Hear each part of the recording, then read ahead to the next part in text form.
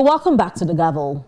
Nearly 2 weeks ago, the National Assembly had an interactive meeting with members of various civil society organizations. The discussions centered on the 2016 budget, and it was an avenue for the CSOs to speak about the concerns observed in the 2016 budget. The committee which organized the event has put together a report and presented it on the floor of the Senate. The National Assembly has confirmed that it would partner with civil society organizations in budget preparation to ensure robust public inclusiveness in the budgeting process. This decision was reached after the Senate considered a report by its Committee on Diaspora and Non-Governmental Organizations. The report was based on the outcome of an earlier interactive meeting between the National Assembly and civil society organizations on the 2016 budget. The chairman of the committee, Senator Rose Oko, read the concerns raised by civil society organizations in the 2016 budget. Several federal government colleges with projects such as the construction of fences and purchase of vehicles in bracket hillocks had different staggering prices for apparently the same quantities. An outrageous sum of 200 million was allocated for the passage of the PIB and equally for the review of the gas master plan. There were several anomalies in the budget, starting with purchase of 75 pieces of 500 kVA transformers across several states for the sum of 397 million. The observation here is that government should not be spending on the privatized company PHCN. However, some lawmakers said the recommendations by the civil society organizations may be difficult to implement in the 2016 budget.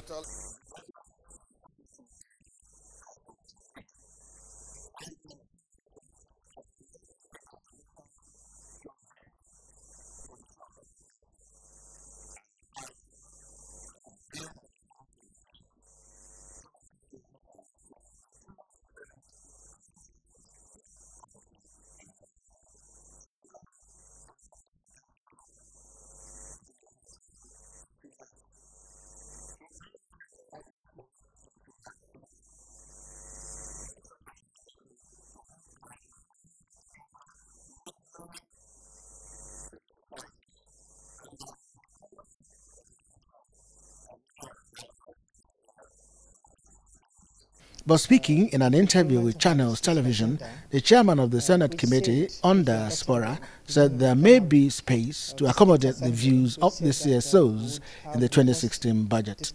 Incidentally, that was the view of the committee, and that is the view of the committee, that since the processes are not entirely completed yet, that those MDAs that have not yet gone through the budget defense, that the committees involved can look at the inputs that have been made by the CSOs, notwithstanding the fact that actually it's a little bit late in the day for budget 2016.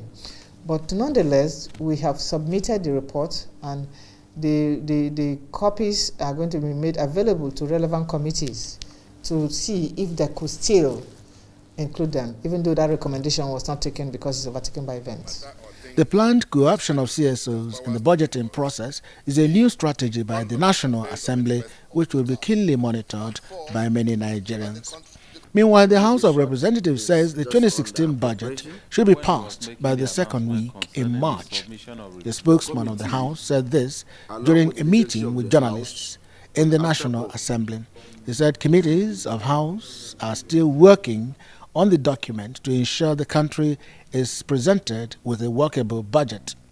The committee, along with the leadership of the House, will after collation commence checking of figures and engagement with ministries of budget and finance before it finally meets with its Senate counterpart for harmonization.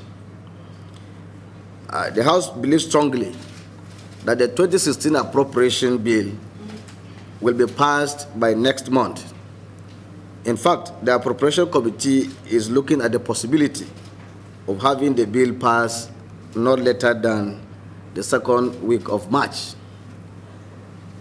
Once again, we want to assure Nigerians that we are working on the estimates sent to us by the President and we are ready to work with the executive to ensure that these estimates are passed into law within not just a reasonable time frame as stated above, but to ensure that we get a workable budget for Nigerians.